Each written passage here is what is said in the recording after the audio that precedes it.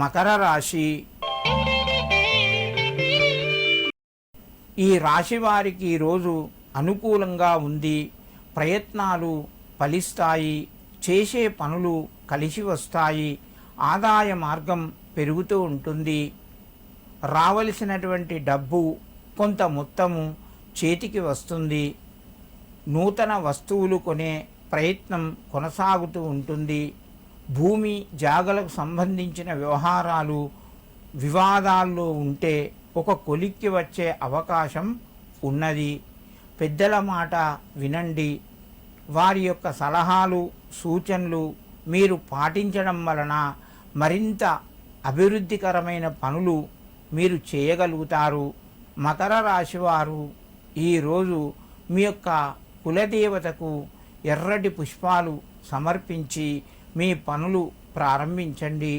మీకు మరింత శుభయోగం కలుగుతూ ఉంటుంది. కుంభరాశి. ఈ రాశి వారికి ఈరోజు మధ్యమ స్థాయిగా చెప్పవచ్చును.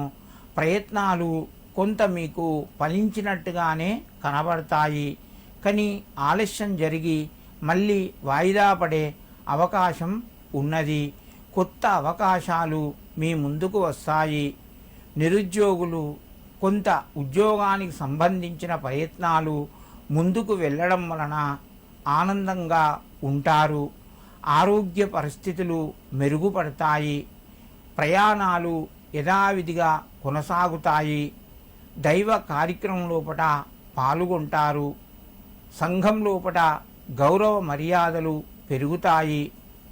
కుంభరాశి వారు ఈరోజు అయ్యప్ప స్వామికి నమస్కరించి మీ పనులు ప్రారంభించండి. మీకు మరింత శుభయోగం కలుగుతూ ఉంటుంది. మీనరాశి. ఈ రాశి వారికి ఈరోజు మధ్యమ స్థాయిగా చెప్పవచ్చును.